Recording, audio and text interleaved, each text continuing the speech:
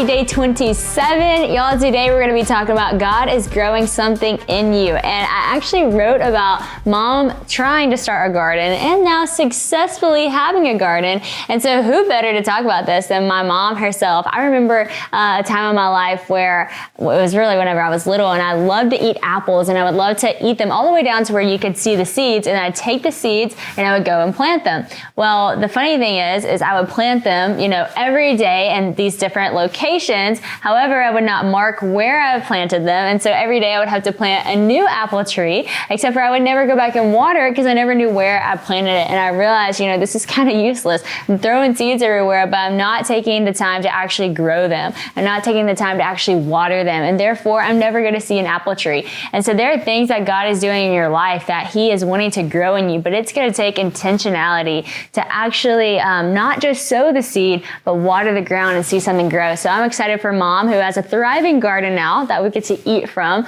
to share a little bit more about this subject. Day 27. Y'all are doing amazing. You're still here, so keep going. Today's theme is God is growing something in you. And our scripture is John 15:5. I am the vine, you are the branches. Whoever abides in me and I in him, it is he that bears much fruit. For apart from me, you can do nothing.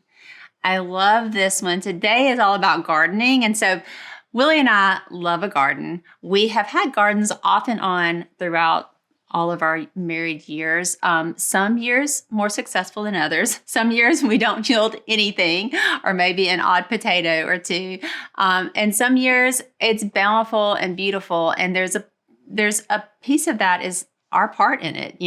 We actually have to work the garden to help things to grow. But there's a beautiful piece of it that is God's part in it. And I think that there's so many analogies throughout scripture about gardens and about growing things, because it's just an amazing part of God's creation. And one thing that I love to think about a garden is that what is really happening is happening under the soil.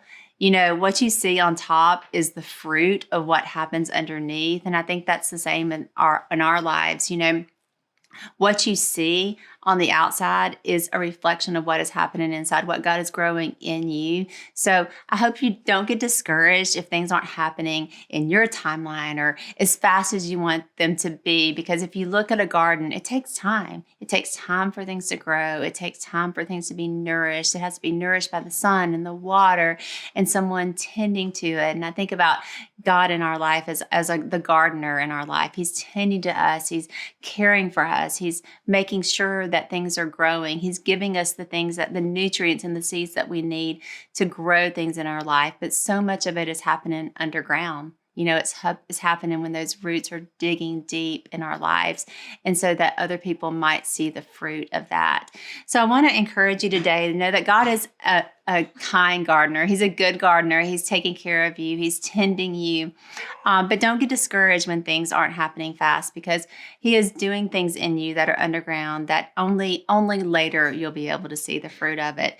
It is the greatest gift to get to eat things from our garden and to receive that fruit. But it's that hard work of growing things underground, where God is really doing the work in your life. So today, our challenge today is just to interact with a garden in some way. If you have access to that, go out and just put your hands in the dirt. If you don't, go buy a plant and put it in your windowsill. You can grow things right there in your windowsill. You can grow herbs, and that'd be a fun thing to kind of just add and get you started on a garden. I think there's something to tending things that just gives us closer to the heart of God. So I want to challenge you today to plant something. If you don't have a plant, tend to something in some way. How about sourdough? I love to do sourdough bread, and that's something that you have to tend to every single day to be able to receive the fruit of that as well. So that's my challenge today. Buy a plant, start a garden, do some sourdough, do something that needs a little bit of tending, and I think it'll help you to understand a little bit more of the heart of God.